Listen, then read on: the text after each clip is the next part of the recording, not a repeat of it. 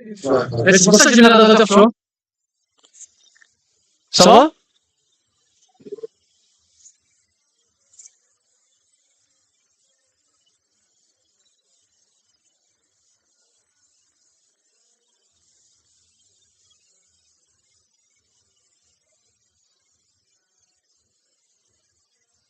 Ok.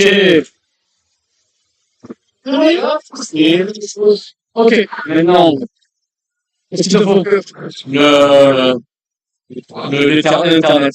Tiens, 3, 2, 1.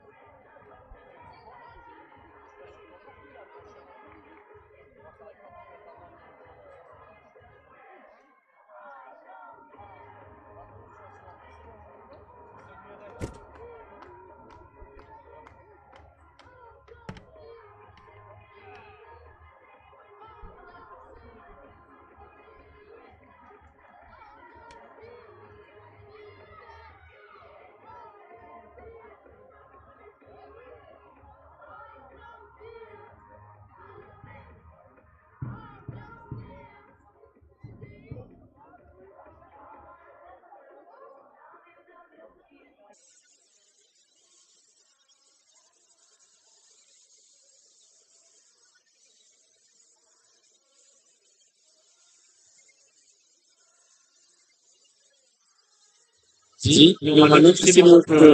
C'est des modifs. Vas-y, là, je vais mettre un... Oui, ça marche, je vais mettre un plus 2. Là, je suis R. Si. Mais du coup, faut toujours faire tech. Je sais pas pourquoi faire ça. Moi, sur le troisième cas. Ton nom est bon ou pas? Non. Comme tu vas mettre à 10. Là, sur Game Block. Et petit, du coup. Les filles? C'était vu tout à l'heure, ouais? Tu vois? C'est qui était au score? C'était toi? Derrière. Tout à fait de nous.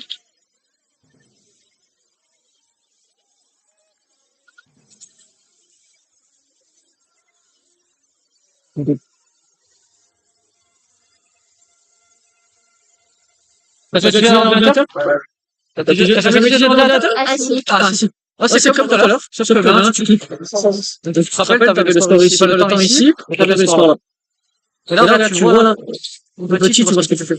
Allez, hop là, c'est... Vas-y.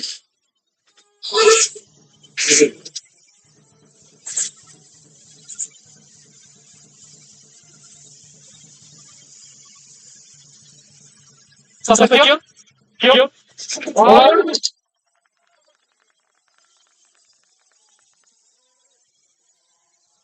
Dépasse, ça dépasse. Dépasse. Non, non. Ouais, de suite. Voilà.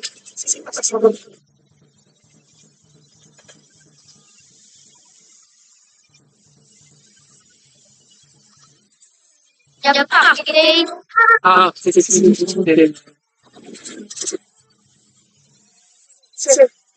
Pause. Ça. C'était Florence.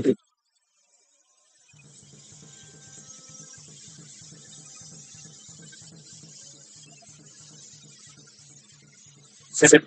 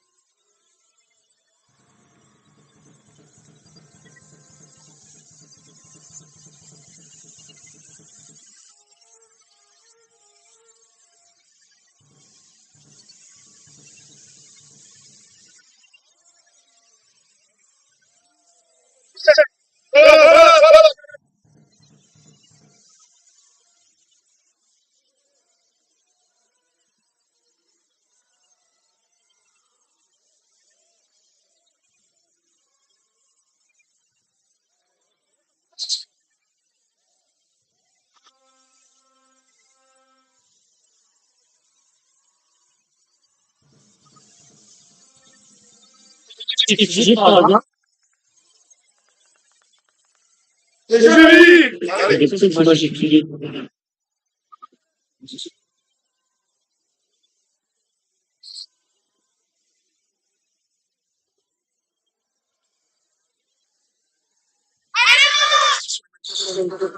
Ok. Ah ouais. Allez, Mimi, go.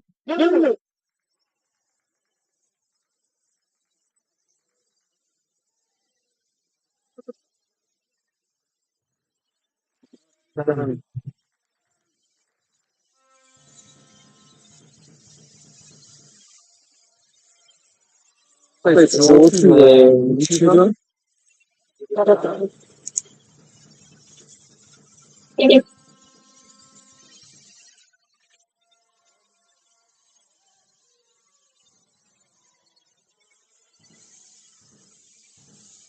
Et tu peux venir me gérer la panne de diffusion? Parce que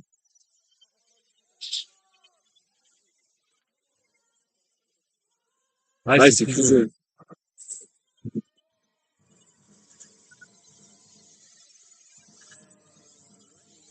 Voilà,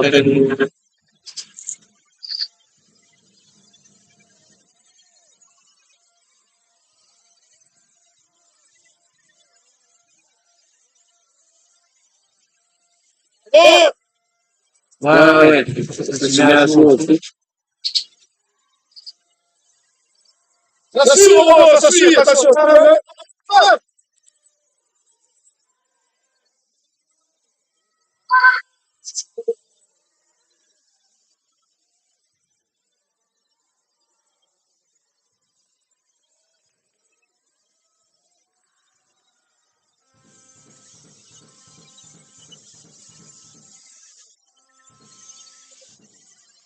C'est bon? Non, ils ont, c'est pas bon. C'est des fins. Ça me fait.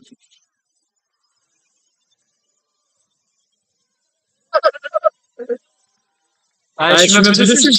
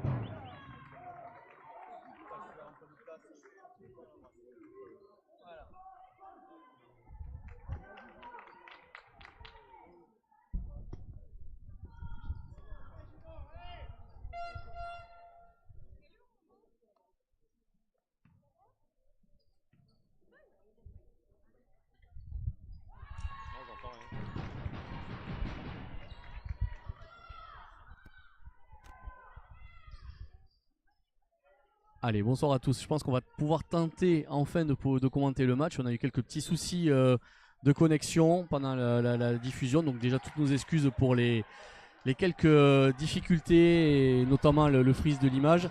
Là, on a essayé de brancher les micros. Je pense que normalement, vous devez nous entendre. On vous souhaite la bienvenue pour cette finale d'Occitanie féminine entre Canet et Gimont. Canet qui, pour l'instant, mène assez largement face à Gimont 51-28. Il reste un peu moins de 5 minutes dans le troisième quart-temps.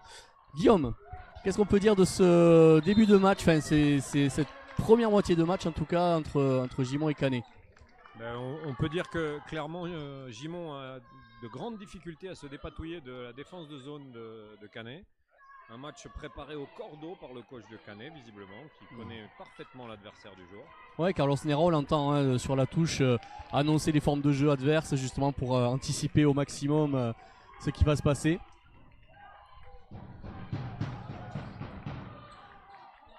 Et effectivement, les Gimontois, des joueurs de Gimont qui ont quelques difficultés à trouver des solutions face à cette défense de zone qui est bien articulée. Oui, complètement, avec une vraie panne d'adresse de la part de Gimont. Ah, des petits soucis de finition, effectivement. Et un rebond qui est complètement géré par l'équipe du Canet. On a beau essayer de se battre, c'est compliqué de récupérer ces ballons. Il y a la volonté des joueuses de Gimont d'essayer de récupérer cela, mais malgré tout, ça ne suffit pas. Et cela a permis également à Carlos Nera de faire tourner son effectif depuis le début du match.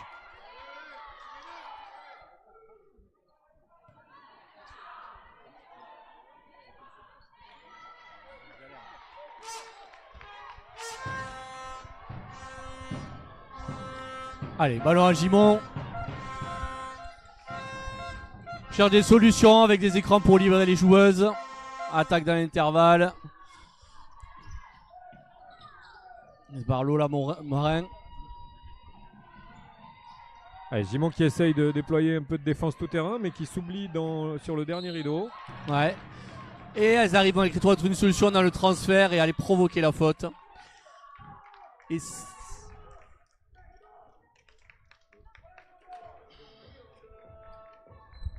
c'est Sarah Chanos qui est sanctionné de sa première faute pour Gimont. De lancer franc pour Sonia Shelby.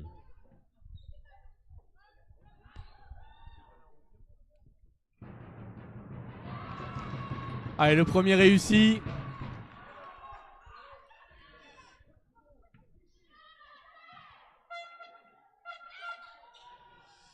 Un sur deux pour Sonia Shelby. Le rebond, Myriam Abdel-Jabbar.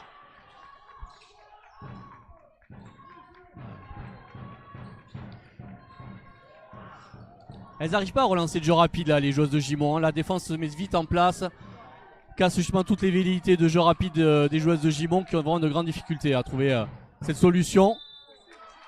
Et faute provoquée. Ouais, l'équipe de Canet qui abandonne un peu le rebond offensif pour s'assurer de ne pas prendre de situation de jeu rapide. C'est plutôt malin parce que pour l'instant ça casse complètement le rythme de Gimont. C'est ça, elles ne peuvent pas développer de jeu rapide, c'est ce qu'on disait effectivement. Et ça les met en difficulté puisque face à une défense qui est assez compacte et qui est plutôt bien articulée sur la zone, les joueuses de Gimont n'arrivent effectivement pas à trouver de solution. Et comme tu disais, une panne d'adresse, 28 points marqués seulement en 27 minutes de jeu quasiment. Alors on se tutoie.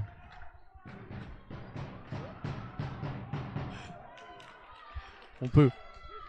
Oui, c'est très surprenant parce que c'est quand même une équipe de Gimont qui est relativement à droite avec des joueuses qui sont capables de mettre des tirs à 3 points, qui sont capables de mettre des tirs extérieurs avec régularité. Ça semblerait être quand même un jour sans aujourd'hui. Peut-être que cela va tourner un peu.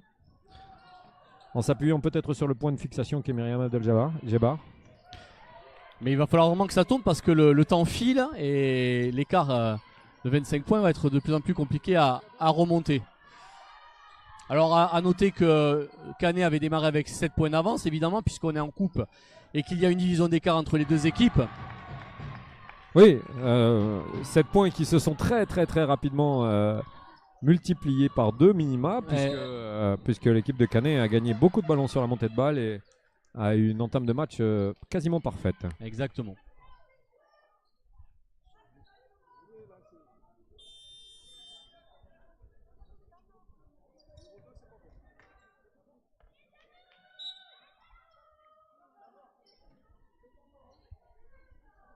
Allez, temps demandé par Gilles Bergada, la coach de Gimont.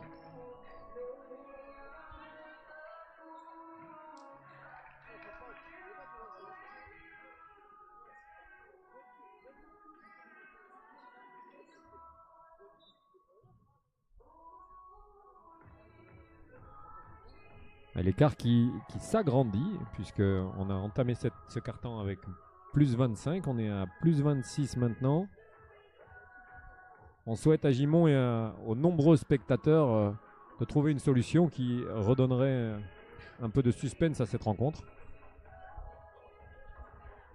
Probablement une défense tout-terrain à l'issue de ce lancer franc.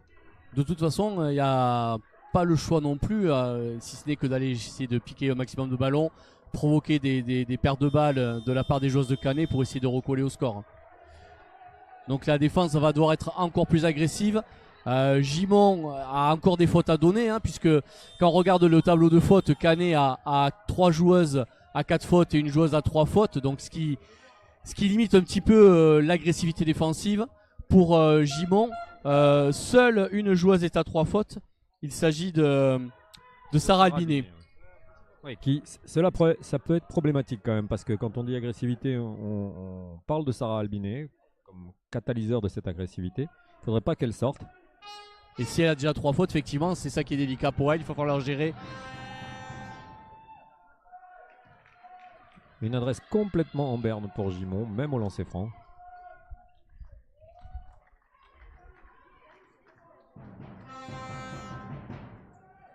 Allez, 1 sur 2 pour Gimont. Après ses lancers et une francs. zone presse. Et voilà, c'est ce qu'on attendait justement de la défense tout-terrain. Mettre un maximum d'agressivité. Voilà, et derrière, défense de zone 1-3-1 pour Gimont.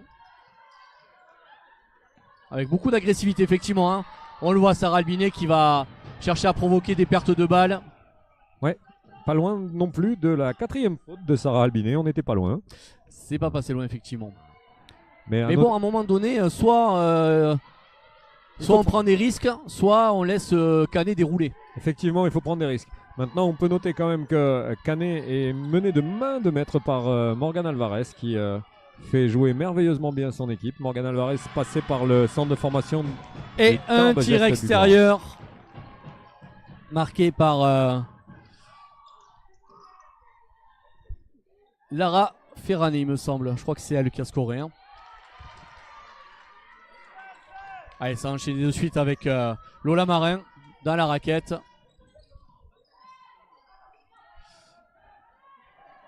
Voilà, et toujours cette défense 1-3-1 pour Gimont.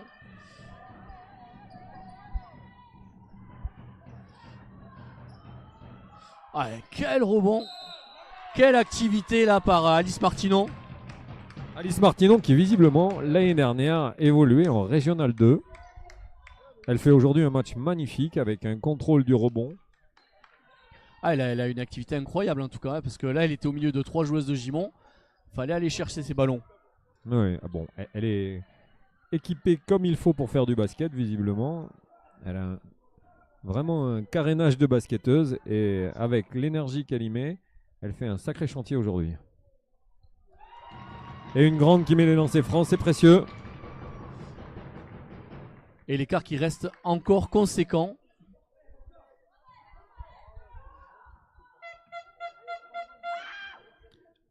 Allez, le deuxième un petit peu long. Rebond d'Abdel Djebar. Ça va relancer très vite. Faut ne pas laisser Canet mettre sa défense en place. Et Mathé Aloisi qui cherchait à mettre du rythme. Mais Lola Marin qui stoppe la balle. Ouais, totalement.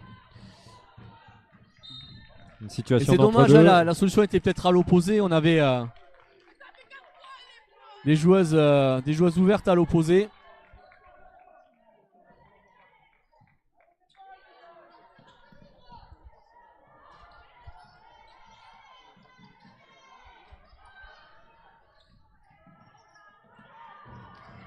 Allez, là on change de défense de zone côté Gimont, on est sur une 2-1-2. Donc Gimont qui essaie de brouiller un peu les cartes avec quelques changements défensifs. Voilà. Et Abdeljebar qui se fait subtiliser la balle.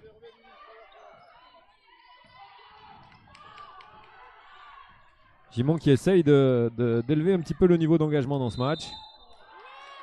Et le faute niveau provoquée. d'intensité. Et c'est bien payé puisque 2 lancers francs pour Sarah Albinet sur une faute Voilà, qui va provoquée pouvoir- d'Alice Martinon. Ça sera la 4e faute également d'Alice Martinon. Ça va devenir compliqué de coacher cette équipe de Canet. Ouais, ça fait 4 joueuses à 4 fautes côté Canet, effectivement. Il faudra- Pour elle, ça peut être une véritable difficulté. Léa Sauce, d'ailleurs, qui fait son entrée en jeu pour justement ouvrir un petit peu les rotations côté Canet. Oui, il ne faudrait pas que ce soit la problématique des fautes qui fasse lâcher cette digue. Oui, parce que des remontadas, on en a déjà vu dans le basket avec un carton à jouer. Même si ça va être difficile, il va falloir concrétiser. Hein, et notamment ne pas laisser des points sur la ligne comme on vient de le voir. Les lancers francs font gagner les matchs. 1 sur 2 pour Sarah Albinet. Et l'écart est toujours de 26 points. 25, pardon.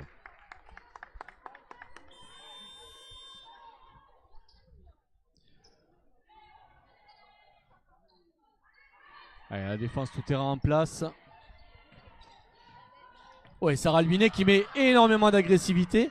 Encore, effectivement, faute technique, hein, sifflée contre le banc de Canet-en-Roussillon, qui réclamait effectivement la faute de Sarah Albinet.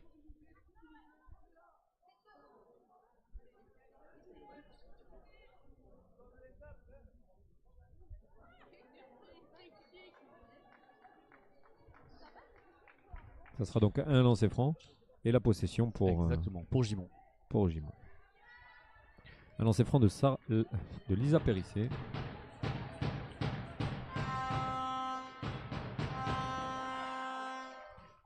Allez, des lancers qui valent de l'or à ce moment du match. Je ne sais pas si c'est pas les premiers points de Lisa Périssé dans ce match.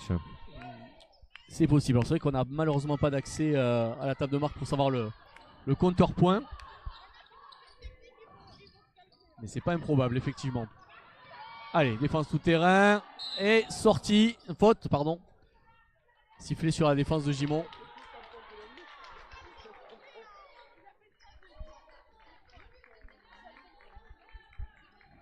Allez, Lola Marin qui est sanctionné. 3e faute pour elle. Et 2 lancers francs à suivre puisque Gimont comme Canet sont dans la pénalité.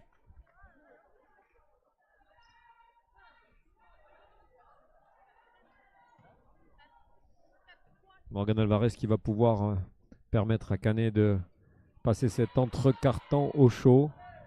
Probablement avec le même écart que celui de la mi-temps, c'est-à-dire 25 points.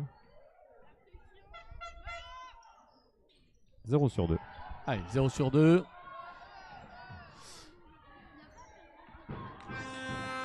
Alors, vu l'écart, effectivement, le 0 sur 2 n'est pas préjudiciable.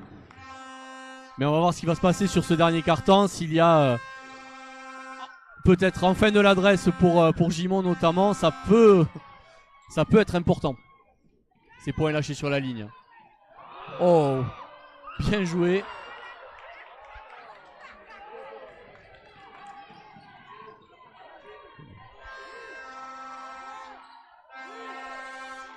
Allez, il reste 6 secondes à jouer. Faut trouver une solution rapidement. Transfert de balle pour Lisa Périssé à 3 points. Et on en reste là sur ce 3e carton, encore maîtrisé par Canet. Est-ce que, Guillaume, tu te souviens du score à la mi-temps? Oui, bien sûr. Il était de 45 à 20 à la mi-temps. Donc l'écart finalement est resté L'écart, identique quasiment. Et il a été donc un carton maîtrisé de bout en bout par les joueuses de Canet qui n'ont pas permis à Gimont d'essayer de raccrocher et espérer emporter. un carton qui est gagné 13-12 par Gimont. pour l'instant, en tout cas, ça suffira pas pour remporter cette Coupe d'Occitanie. On le rappelle, cette Coupe d'Occitanie qui donne accès à... C'est la porte d'entrée pour la Coupe de France. Et l'intérêt de la Coupe de France, justement, pour les équipes, c'est de passer 2 tours, ensuite, si je ne me trompe pas, pour avoir des points bonus. Complètement. D'abord des points au ranking et ensuite des points bonus à son classement. Et effectivement, en vue d'une potentielle montée ou d'un maintien, c'est un atout non négligeable pour les équipes. D'où l'intérêt de jouer cette Coupe d'Occitanie à fond, parce que les saisons de basket sont longues et on ne sait pas ce qui peut se passer. Et ce sont des points qui peuvent rapporter gros. Oui, sachant que quand 2 équipes sont à égalité, ces points ne comptent pas. En revanche, ils peuvent vous faire donner accès aux playoffs, par exemple. C'est ce qui est déjà arrivé dans les années précédentes.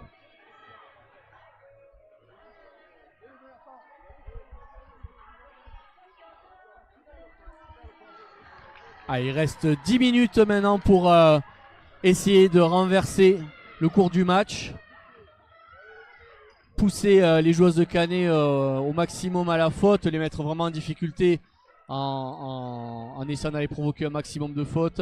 Par contre, il va falloir vraiment concrétiser sur la ligne. Là, ça va être extrêmement important pour essayer de se rapprocher au maximum.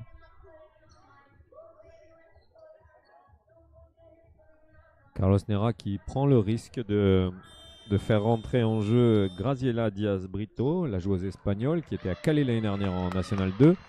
Qui a 4 fautes mais qui est précieuse dans la raquette. Alors on va aussi relever que du côté de Canet, il manque une joueuse majeure. Oui, Laurie Dacci qui s'est blessée la semaine dernière à l'épaule, qui était évidemment très déçu parce que artisan majeur de la victoire de Canet contre Colomiers dans le tour précédent, voilà, avec 20 points. Voilà, mais pour l'instant, son équipe ne souffre pas de son absence, bien au contraire. Non, clairement, le relais a bien été pris. Il y a eu complètement un relais de responsabilité dans le scoring notamment. On l'avait dit, c'est Albinet qui est extrêmement agressive sur la ligne de passe, qui essaie de repousser au maximum l'attaque de Canet. Il y a un engagement quand même beaucoup plus important des joueuses de Gimont là. Même si au buzzer, elles encaissent ce panier. Dans ce qu'elles ont montré défensivement, il y a quand même beaucoup plus d'engagement. Une belle passe de Mathéa Loisy pour Sarah Albinet qui coupe dans le dos sur la ligne de fond. Ne serait-ce pas la 5e faute de Sarah Albinet? 5e faute de Sarah Albinet. 4e faute de Sarah Albinet, pardon. Exactement, 4e faute. Ça peut être un tournant. Un tournant ou en tout cas sceller définitivement la victoire de Canet si Gimont devait se passer de Sarah Albinet pour une longue période. Et ben voilà la 5e peut-être. On n'était pas loin de la 5e. Malgré tout. Sarah qui essaye d'impulser à son équipe. Une révolte. Une vraie révolte. Complètement. Mais là, effectivement, il va falloir défendre intelligemment tout en gardant justement cet engagement dont elle fait preuve. Et Pauline Dambrun, le rebond qui a failli échapper. C'était difficile. La passe était bien coupée. Au niveau de la fixation, il a manqué un petit peu plus d'agressivité.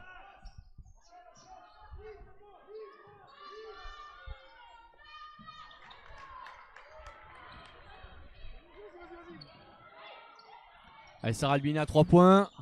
Le rebond de Pauline Dambrun. Gimont qui a décidé de jouer son va-tout en jouant sur un tempo extrêmement élevé, pratiquement jouer des situations de run and gun en allant impacter le rebond offensif. Et en même temps, on le disait tout à l'heure, la défense de Canet une fois en place pénalise énormément Gimont qui n'arrive pas à trouver de solution. Donc d'où l'intérêt justement de ne pas les laisser s'organiser. Oui, sachant que encore une fois, Graziella Diaz Brito qui ne pourra pas, si elle est en retard sur le rebond, donner une faute puisque ça serait sa 5e. Donc il sera plutôt préférable pour elle de laisser les rebonds off et de laisser scorer les filles dans le rebond off.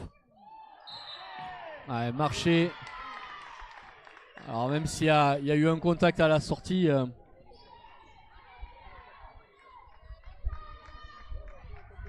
Marché, j'espère qu'elle s'est pas fait trop mal sur ce contact.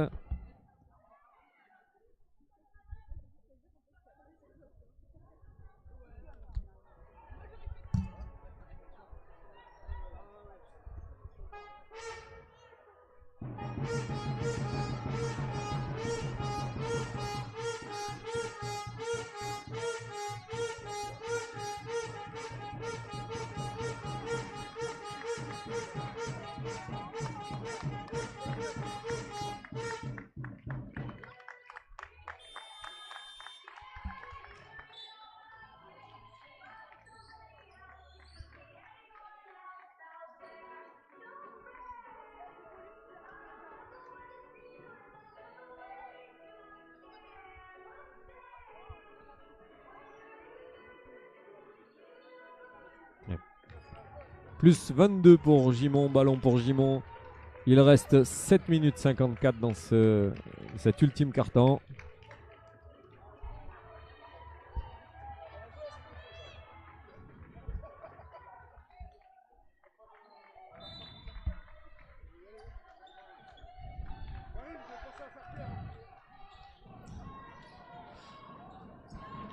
allez, Emma Salé-Sopize. Oh, si je cherchais Pauline Dambrun, qui était bien contenue par deux joueuses de Canet, c'était pas facile qu'on passe. Hein. Oui, je ne sais pas si elle était bien contenue, elle n'était pas du tout ouverte en fait. Hein, c'est une passe un peu complexe que tente Lola Marin, mais après tout, il faut prendre des risques. Et les qualités athlétiques de Pauline Dambrun permettent aussi des fois que peut-être les passes ne soient pas toujours très justes, mais qu'elle les attrape. Ou en tout cas, elle change. Oh, quel tir! Gros tir à 3 points magnifique. là.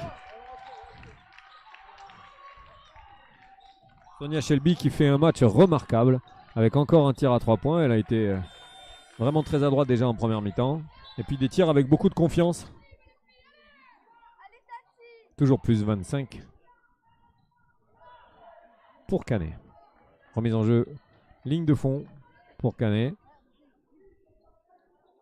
Pour Gimont, pardon.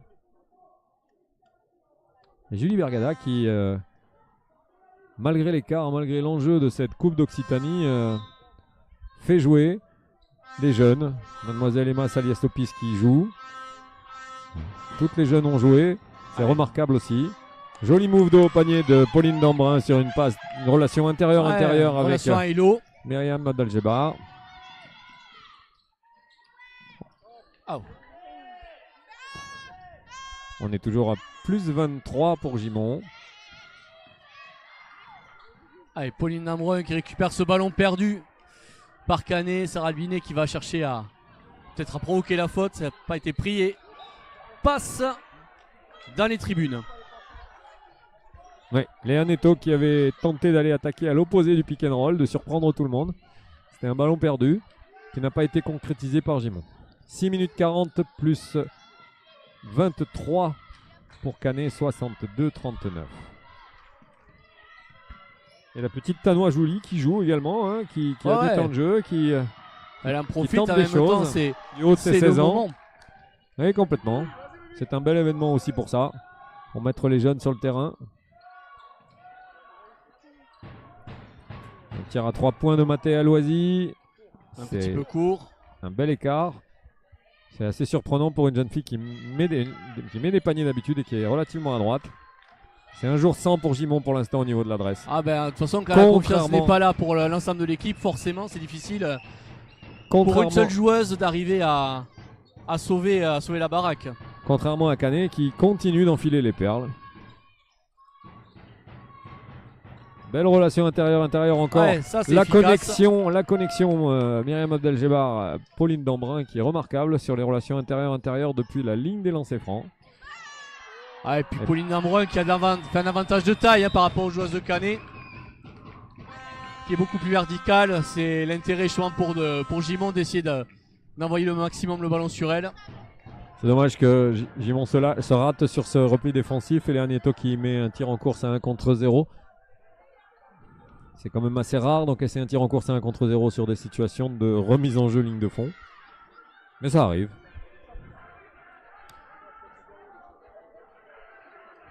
Allez, Gimont qui prend son deuxième temps mort. 5 minutes 36, toujours un écart conséquent de 25 points.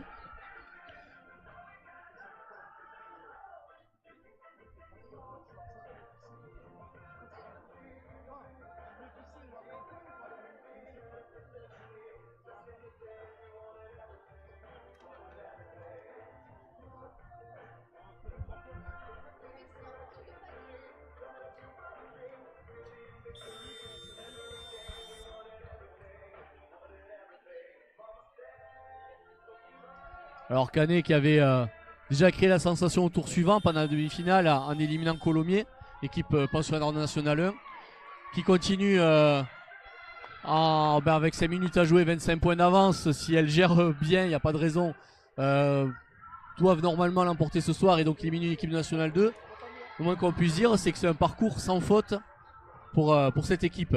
Ouais, Actuellement troisième de sa poule de National 3. pour l'instant, on parlait d'exploit sur le tour précédent. Canet contre Colomiers. Colomiers qui est une équipe très installée dans la division nationale 1 et qui très certainement, et je leur Oui, souhaite, puis restera, habitué à ces finales d'Occitanie. habitué à d'ailleurs. ces finales et à remporter ces finales à la Coupe Occitanie. Mais quand on voit le match aujourd'hui, finalement Canet n'a pas créé un exploit, mais fait simplement des bons matchs et prépare très très bien ses matchs avec des joueuses pleines de confiance. Encore à l'image de cette fixation de Morgan Alvarez. Très très beau tir à 3 points. Voilà. Morgan Et Alvarez l'écart qui qui continue de traverse gonfler. plutôt facilement les lignes et qui trouve ensuite des coéquipières ouvertes. Encore la relation Ouais. intérieur-intérieur. Actuellement, c'est la seule porte de salut de Gimont. Hein. Ouais, qui fonctionne très très bien. Ah ouais. Myriam Adedjebar, Pauline Dambrun. Faudrait maintenant excellente faire relation. quelques stops. Ah, 5e Et faute de Sarah Albinet. Albinet, 5e faute, effectivement.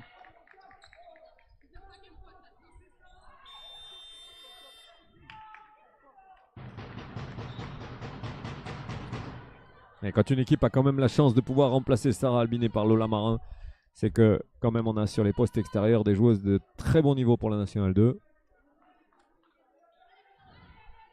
Ouais, Gimont qui fait une saison plutôt correcte en National 2, c'est avec à la 5e place actuellement, si je ne m'abuse. Oui, c'est ça, avec un écart à domicile, me semble-t-il, contre La Rochelle.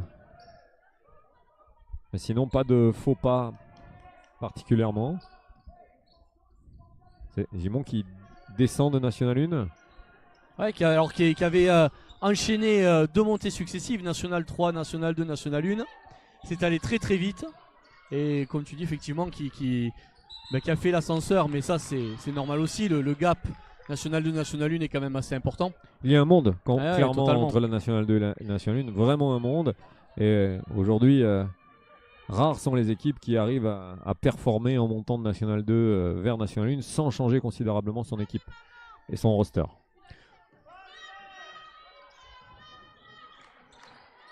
Mais la National 2 devient aussi un niveau de compétition clairement très, très compétitif et très intéressant.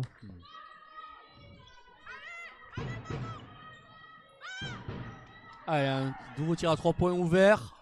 Ça ne passe pas, mais en tout cas, là, il y a beaucoup de patience de la part des joueuses de Canet qui arrivent bien à fixer dans les intervalles, à transférer la balle, à trouver vraiment des solutions qu'elles arrivent à exploiter de manière assez efficace. Oui, avec une vraie capacité à renverser le jeu, à trouver les joueuses à l'opposé ouvertes.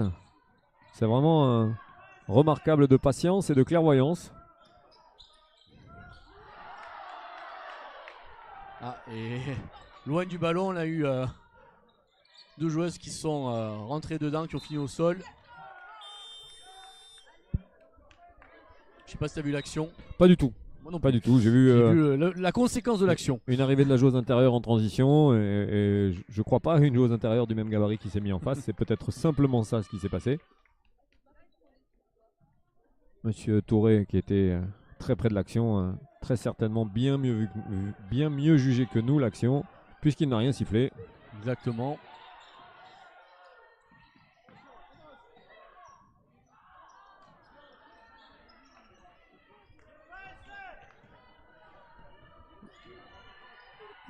Allez, 3 minutes 10 secondes plus 26 pour Gimont.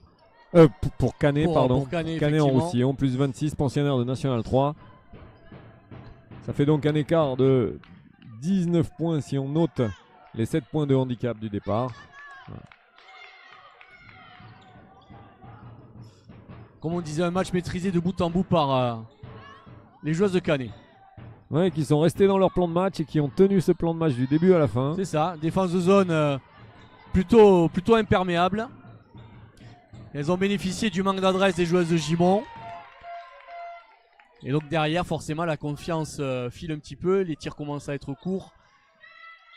Et Emma Salé-Sopis qui est sanctionnée d'une faute.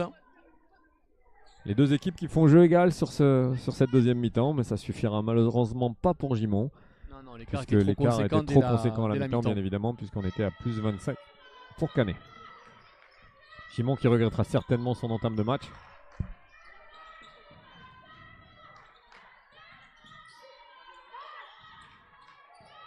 Allez, ballon gagné. Mathéa Loisy. Qui a essayé de trouver à l'opposé Une petite passe un peu flottante par-dessus pour Lola Marin. Mais le ballon a été touché.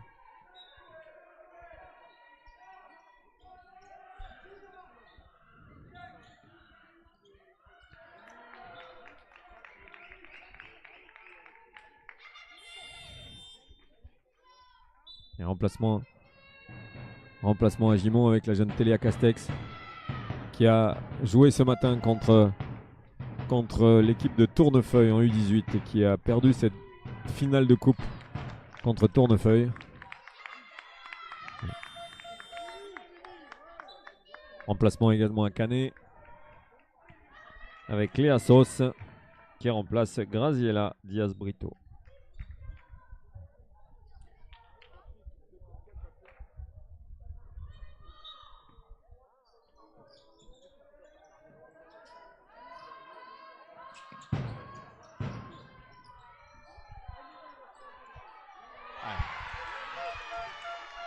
Et justement, Castex qui met le panier après le rebond offensif. Voilà, c'est la belle histoire de cette finale. La valorisation de la formation gersoise.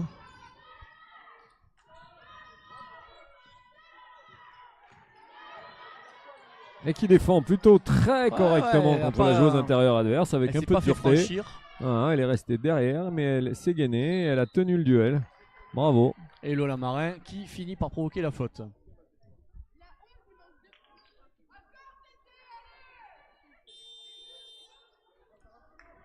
Il me semble qu'il manque 2 points puisque le score est de 69 à 47 avec les 2 points de la jeune Castex. À la table de marque, oui, non pas au box score. Nous les avons, mais on est les jeunes filles qui s'occupent de notre logistique sont bien plus performantes que la table de marque ce soir, visiblement.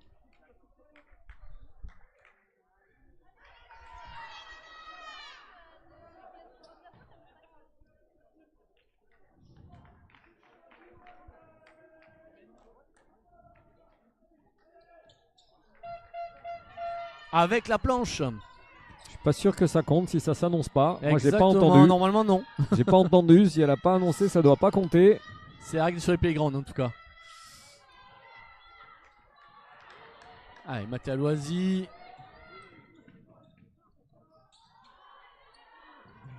Quel engagement d'Emma Salias-Lopis qui optimise les minutes qu'elle passe sur le terrain pour aller chercher des rebonds offensifs.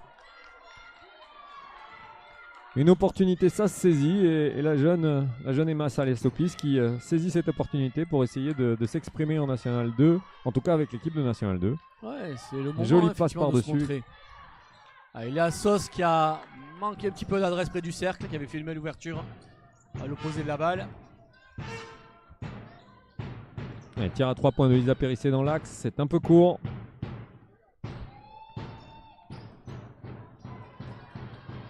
Lola Marin. Comme les autres Gimontoises, j'ai déjà connu Lisa Périssé bien plus à droite. C'est vraiment un jour sans pour elles toutes. Pas que les Gimontoises n'y ont pas mis de cœur parce pas que d'adresse, vraiment une défense bien en place.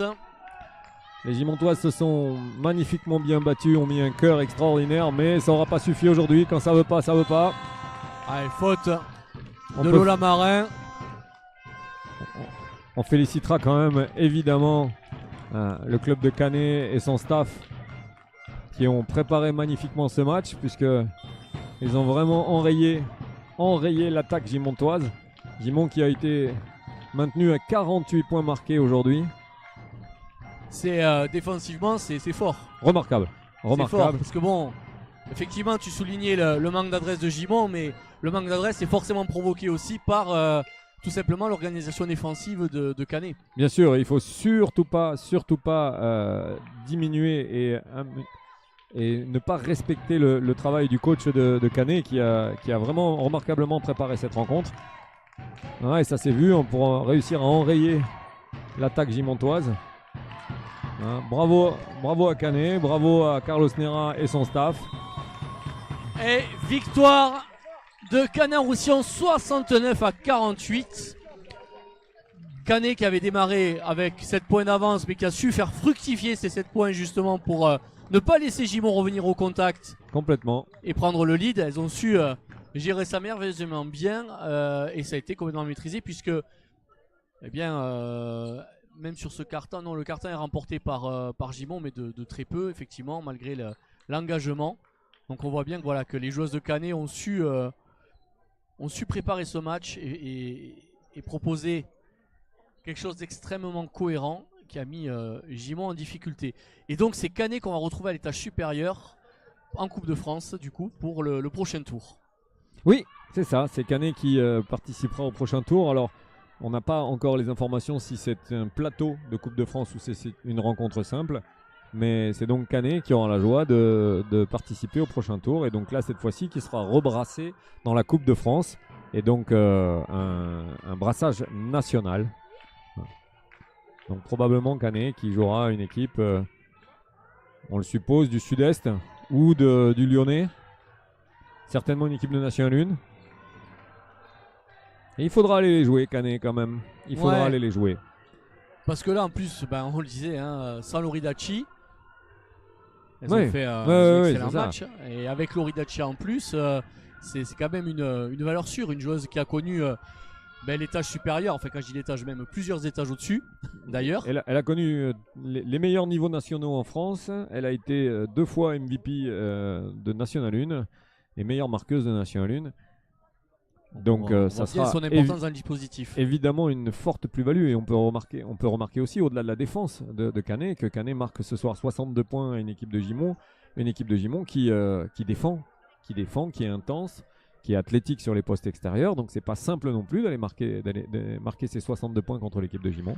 Donc bravo à Canet. Parce que là, on le disait tout à l'heure, il y a des gaps de niveau entre la Nationale 3 et la Nationale 2, la N2, la N1 et donc effectivement l'intensité que peut générer Gimont et puis même les gabarits, il y a quand même des joueuses avec des gabarits plus imposants côté Gimont.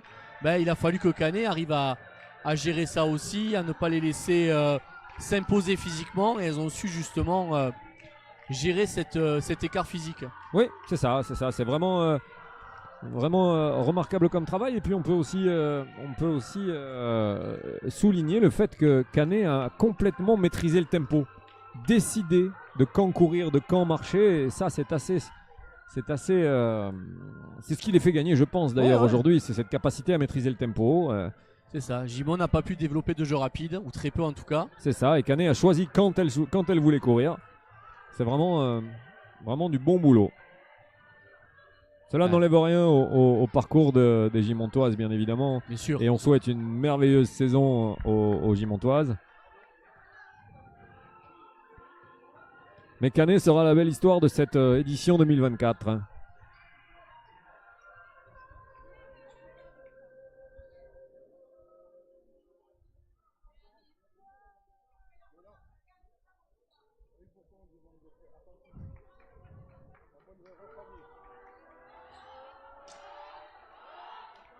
Loridachi qui a mal à l'épaule, mais qui secoue la coupe pour participer avec son équipe.